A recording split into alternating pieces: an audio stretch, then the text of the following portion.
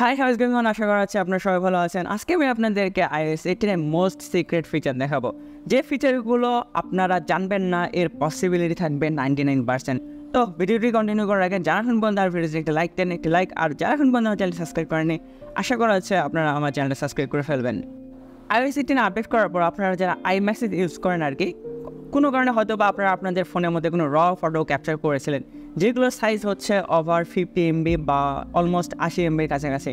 তো এখন থেকে আপনারা চাইলে আপনাদের যে iMessageটা রয়েছে সেখান থেকে কিন্তু আপনারা আপনাদের যে ফুল সাইজ 90 হোক বা 50 মেগাবাইট হোক, সেটা কোনো ম্যাটার করে না। আপনারা এখন অলমোস্ট 100 মেগাবাইট সাইজের আপনার ছবি এখন থেকে আপনার iMessage সেন্ডার এবং রিসিভারের মধ্যে পাঠাতে পারবেন। এর ফলে হবে কি, আপনার যে র ফটোটা রয়েছে এতে যে কোয়ালিটিটা রয়েছে সেটা একেবারেই লস হবে না। এর পরবর্তী যে ফিচারটা রয়েছে সেটা হচ্ছে আপনাদের টাইপিং এক্সপিরিয়েন্সটাকে একটু ইনহ্যান্স করার জন্য। আপনারা যখন কোনো কিছু টাইপিং করেন তো এখানে কিন্তু আপনার যে কার্সরটা রয়েছে সেটা কিন্তু ব্লিঙ্ক করতে থাকে। এখন থেকে আপনার iOS 18 আপনি কিন্তু চাইলে যে এখানে যে ব্লিঙ্কিং যে কার্সরটা রয়েছে আর কি, সেটাকে কিন্তু আপনারা একেবারে আপনারা সেটাকে বন্ধ করে দেবেন। এর জন্য আপনাকে সেটিংয়ে যেতে হবে, সেটিং থেকে অ্যাক্সেসিবিলিটি যেতে হবে, তারপরে মোশনে যান। মোশনে যাওয়ার পর এখানে আপনারা হচ্ছে প্রেফার নন ব্লিঙ্কিং কার্সর যে অপশনটা রয়েছে সেটা এনেবল করে দেন। এর ফলে আপনারা যখন আপনারা কোনো কিছু টাইপ করবেন আর কি, সেক্ষেত্রে কিন্তু আপনার যে কার্সরটা রয়েছে সেটা কিন্তু আর হচ্ছে ফ্ল্যাশিং বা ব্লিঙ্কিং করবে না। এর ফলে হবে কি, আপনারা একটা অনেক ফ্ললেস এবং একটা স্মুথ টাইপিং এক্সপিরিয়েন্স পাবেন। এবং এটা যে আপনারা ডিসেবল করে দেন, তারপরে হচ্ছে আপনারা আপনাদের যে টিপিক্যাল ওয়েতে আপনারা যে টাইপিং করতেন, অর্থাৎ যে ব্লিঙ্কিংটা করতো, সেটাও কিন্তু এখন থেকে করতে পারবেন যদি সেটাকে টার্ন অফ করে দেন।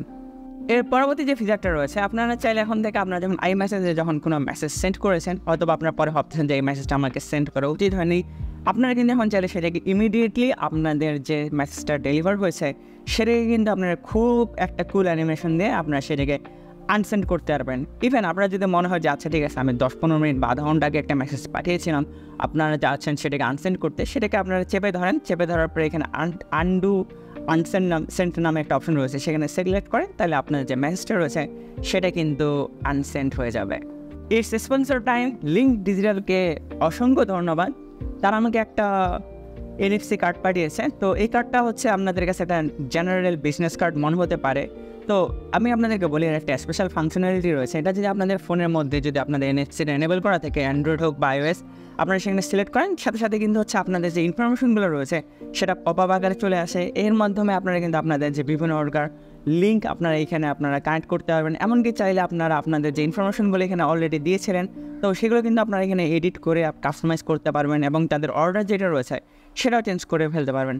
এছাড়াও আপনি চাচ্ছেন যে আপনারা এইখানে অন্য কাউকে হচ্ছে আপনারা ট্যাপ করে দিয়েছেন তাহলে NFC দ্বারা, তাহলে কিন্তু এর ফলে আপনারা হচ্ছে আপনাদের যে অন্যান্য যে ইনফরমেশনগুলো রয়েছে সেগুলো কিন্তু আপনারা সরাসরি আপনাদের যে কন্ট্যাক্টটা রয়েছে সেখানেও কিন্তু আপনারা সেভ করে রাখতে পারবেন। এছাড়াও এখানে QR কোড থাকতেছে, যাদের ফোনে আসলে NFC এনেবল করা যায় না, সেখান থেকেও আপনারা কানেক্ট করতে পারবেন। এবং এর যে বিল্ড কোয়ালিটি রয়েছে সেটা বেস্ট রিজিট এবং শক্তপোক্ত। আপনারা যদি আপনাদের নিজের কাস্টম ডিজাইনে এই কুল কার্ডটি ওন করতে চান, তাহলে হচ্ছে এর লিঙ্ক আমার ডিসক্রিপশন বক্সে দেওয়া আছে, সেখান থেকে তাদেরকে নক করতে পারেন। এবং আপনারা যদি iORCO প্রোমো কোডটা ইউজ করেন তাহলে আপনারা ফ্ল্যাট 25% ডিসকাউন্ট পেয়ে যাবেন।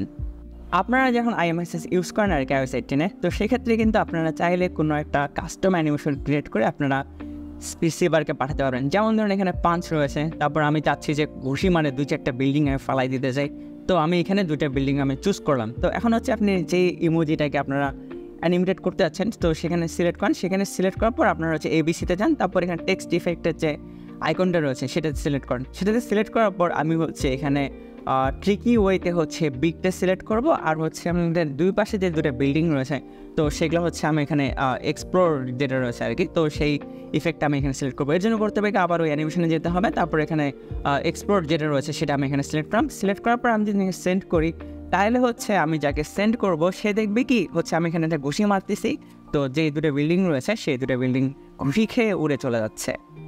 আপনারা এখন থেকে চাইলে আপনাদের যে কোনো প্রকার আইকনগুলোকে আপনারা একটা স্পেসে নিয়ে যে আপনারা চাচ্ছেন যে আচ্ছা ওই আইকনটাকে একটু বড় করে রাখতে, তো আপনারা এটা সিলেক্ট করে আপনারা সেটাকে হচ্ছে উইজিটে আপনারা কনভার্ট করতে পারবেন। তো এখানে যান, এখানে যে হচ্ছে আপনার বেশ কিছু আপনার অপশন পাবেন।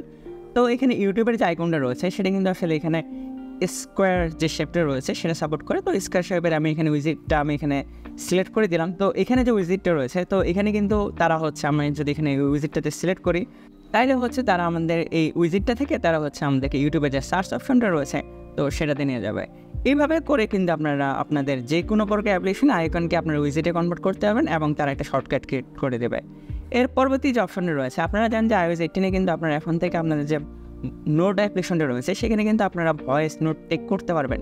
তো এখানে আরেকটা বিষয় হলো, আপনারা যখন কোনো একটা ক্লাস নোট বা কোনো কিছু যখন আপনি ক্রিয়েট করতে যাচ্ছেন তখন কিন্তু এমন না যে আপনাদের ফোনটিকে সবসময় আনলক করে রাখতে হবে। আপনারা চাইলেও কিন্তু আপনারা আপনাদের ফোনটিকে লক করেও আপনারা এখানে আপনাদের ভয়েস রেকর্ডটা নিতে পারবেন এবং আপনারা যখন আপনাদের ফোনটিকে আনলক করবেন তখন আপনাদের যে ভয়েস রেকর্ডটা বা ভয়েস নোটটা যেখানে রয়েছে ঠিক সেখানে নিয়ে যাবে। আপনারা যখন আপনাদের আইফোনে কোনো কিছু টাইপিং করেন তো এখন থেকে চাইলে সেটাকে আরও ইনহ্যান্স করতে পারবেন। এর যে এক্সপিরিয়েন্সটা রয়েছে সেটা হবার টাইপিং দিয়ে। যেমন ধরুন আমি এখানে রিমাইন্ডারে একটা কিছু টাইপ করতেছি, কিছু কিছু ক্ষেত্রে দেখা যায় মেসেজের ক্ষেত্রে আপনাদের জাস্ট কিবোর্ডের উপরে আপনার যা টাইপ করছেন সেটা দেখতে পাচ্ছেন অথবা উপরের দিকে কিছু কিছু অ্যাপ্লিকেশন। তো এর জন্য আপনারা সেটা ফিক্স করতে চান, এর জন্য আপনারা আপনার সেটিংয়ে যান, তারপরে এখানে হবার টাইপিং নামে একটা অপশন রয়েছে আর কি, তো সেটাতে যান। সেটা যদি আপনাদের ডিসেবল করা থাকে তাহলে আপনার এখানে হবার টাইপিং যে অপশনটা রয়েছে তো সেটা আপনারা এনেবল করে দেন।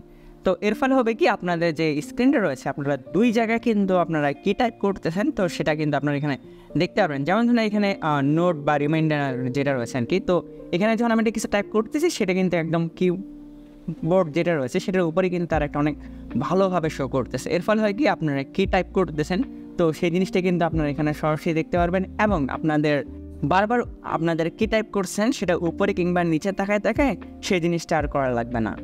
আপনারা যখন আপনাদের কোনো ভয়েস রেকর্ড করার প্রয়োজন হতে পারে তো এর জন্য কিন্তু আপনাদেরকে বারবার স্ক্রিনটা আনলক করে তারপরে আপনাদের ভয়েস রেকর্ডারে যেতে হয়। তো এখন থেকে চাইলে আপনারা সেটা শর্টকাট ইউজ করতে পারবেন। এর জন্য আপনাদের কাস্টমাইজ করে আপনাদের যে ভয়েস রেকর্ডের যে আইকনটা রয়েছে সেটা এনেবল করে দেন। সেটা এনেবল করে দেওয়ার পর আপনাদের ফোনটা যে লকও থাকে সেক্ষেত্রেও যদি আপনারা এখানে যে ভয়েস রেকর্ডের যে আইকনটা রয়েছে সেটাতে একটু হালকা চেপে ধরেন তাহলে আপনারা কী জিনিস রেকর্ড করতে যাচ্ছেন সেই জিনিসটা কিন্তু ইনস্ট্যান্টলি রেকর্ড হয়ে যাবে। এর ফলে হবে কি, আপনারা চাচ্ছেন যে পকেটে থেকেই আপনাদের ফোন থেকে কোনো কিছু রেকর্ড করতে যাচ্ছেন তো সেই জিনিসটা কিন্তু আপনি এখান থেকে করতে পারবেন। তারপর এখান থেকে ওয়েব ফর্ম যেটা রয়েছে সেখানে যান, সেখান থেকে কিন্তু আপনাদের যে ভয়েস রেকর্ড বা আপনাদের ভয়েস মেমো যে অ্যাপ্লিকেশনটা রয়েছে সেখানে কিন্তু আপনাদেরকে ডিরেক্ট নিয়ে যাবে। এর ফলে হবে কি, আপনারা যদি কোনো সিচুয়েশানে আপনাদেরকে ইনস্ট্যান্ট কোনো কিছু রেকর্ড করা লাগে তাহলে করতে পারবেন এবং এর জন্য আপনাদের যে ফোনটা পকেট থেকে বের করার যে একটা বিষয়টা রয়েছে সেটাও করা লাগবে না। আমি পার্সোনালি মনে করি এই যে এখন যে ফিচারটা দেখাবো সেটা portrait light effect in every subject, এটা হয়তো বা এই ভিডিওর সবথেকে ইম্পর্টেন্ট ফিচার। তো আপনারা যখন আপনাদের পোর্ট্রেট মোড থেকে কোনো লাইট ইফেক্ট যে আপনারা যখন ইউজ করতে চান তখন কিন্তু সেটা হিউম্যান অবজেক্ট ছাড়া তো সেটা কিন্তু ক্যাপচার করতে না। কিন্তু এখন থেকে চাইলে আপনাদের যে পোর্ট্রেট লাইট ইফেক্টটা রয়েছে সেটা কিন্তু এখন আপনারা শুধু হিউম্যান না, আপনারা চাচ্ছেন যে কোনো সাবজেক্টের উপরে সেটা রেখে আপনারা করতে যাচ্ছেন, এখন থেকে কিন্তু আপনারা সেই জিনিসটা এখানে খুব স্মুথলি করতে পারবেন এবং ক্যাপচার করার পরে যে একটা ডেপথ রয়েছে আর কি, তো সেটাও কিন্তু আপনারা পরবর্তীতে এনেবল বা এডিট করে রাখতে পারবেন। তো আজ এ পর্যন্তই, এতক্ষণ ধরে আমি আপনাদের সাথে ছিলাম অর্ঘ আর লিঙ্ক ডিজিটালকে ধন্যবাদ এই ভিডিওটাকে রেসপন্সিবল করার জন্য। আর যারা এখন পর্যন্ত আমার চ্যানেলটা সাবস্ক্রাইব করেননি আশা করা যাচ্ছে আপনারা আমার চ্যানেল সাবস্ক্রাইব করে ফেলবেন। আর সবাই অনেক ভালো থাকবেন। Tata, bye bye.